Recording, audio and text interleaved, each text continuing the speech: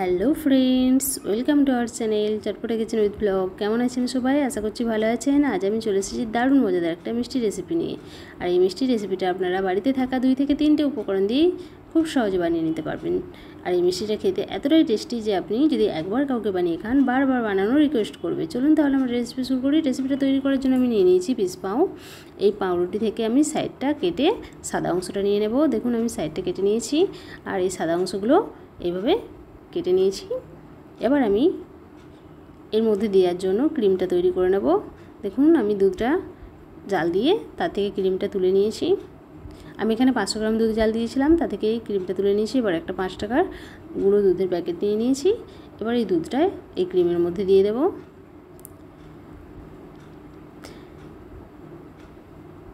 Cream আর দুধটা একসাথে বেশ ভালো করে মিশিয়ে নিতে হবে। দেখুন দুধটা নিয়ে নিয়েছি, এবার আমি ক্রিমটা মিশিয়ে নেব। এবার ভালো করে এটা মিশিয়ে নিতে হবে। দেখুন মেশানো হয়ে গেছে। এবার এই সময় আমি এর মধ্যে দিয়ে দেব 2 টেবিল চামচ কোরানো নারকেল।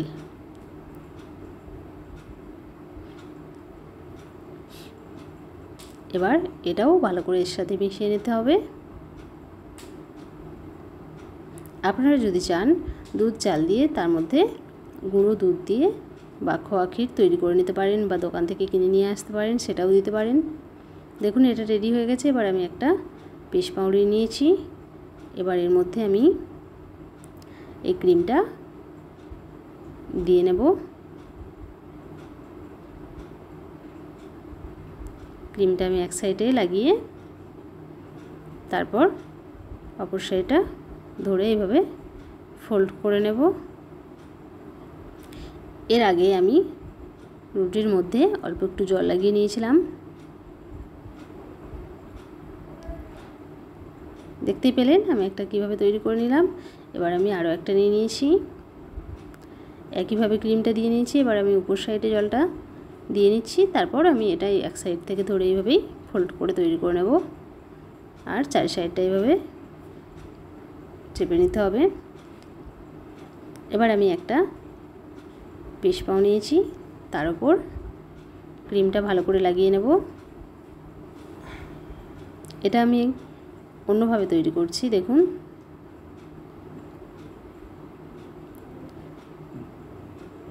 এটা বেশ ভালো করে লাগানো হয়ে গেছে। এবার আমি অন্য আরেকটা পিস নিয়ে এর মধ্যে উপর থেকে দিয়ে নেব। এর মধ্যেও আমি জল লাগিয়ে নিয়েছি। এবার এইভাবেই উপর থেকে এটা বসিয়ে নিয়ে তারপর একটু চাপ দিয়ে ভালো করে চেপে নিতে হবে সাইডগুলো, তাহলে এটা আটকে যাবে আর খুলে যাওয়ার কোনো চান্স থাকবে না। দেখুন এটা রেডি হয়ে গেছে। একইভাবে আমি সবকটা তৈরি করে নিয়েছি। এবার আমি চিনির শিরা তৈরি করে নেব। তার জন্য আমি গ্যাস অন করে একটা বাটি বসিয়ে নিয়েছি, তার মধ্যে দিয়ে দিচ্ছি 1/2 কাপ পরিমাণ চিনি আর দিয়ে দেব 1/2 কাপ পরিমাণ জল। এবার ভালো করে জাল দিয়ে চিনি শিরাটা তৈরি করে নেব। দেখুন চিনিগুলো গলে গেছে, সুন্দরভাবে শিরাটা তৈরি হয়ে গেছে। এবার এটা আমি অফ করে দেব গ্যাসটা। এবার অন্য একটা ওভেনে আমি কড়া বসিয়ে নিয়েছি, অন করে দিয়েছি। এবার ওর মধ্যে দিয়ে দিয়েছি তেল। তেলের মধ্যে আমি ওই আগে থেকে তৈরি করা পিস পাউগুলো দিয়ে নেব। দিয়ে ভালো করে 2 সাইড লাল করে ভেজে নেব। এইভাবেই 2 সাইড উল্টে ভালো করে লাল করে ভেজে নিতে হবে।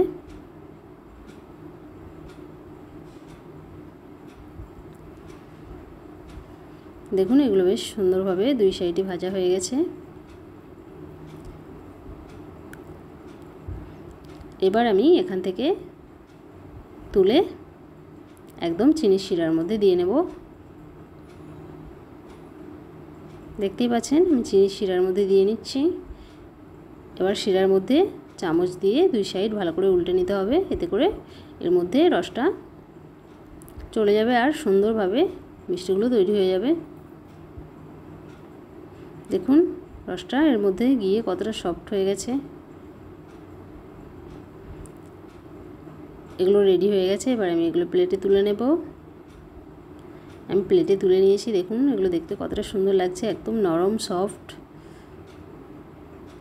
আমি একটা কেটে দেখাচ্ছি, দেখুন ভেতরটা কতটা সুন্দর লাগছে, দেখতেই পাচ্ছেন।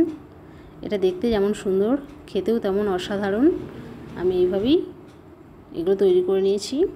আর এর উপর দিয়ে দিয়েছি ড্রাই কোকোনাট। এগুলো দেখতে কতটা সুন্দর হয়েছে। অবশ্যই বাড়িতে ট্রাই করবেন আর কমেন্টে জানাতে ভুলবেন না রেসিপিটা কেমন লেগেছে।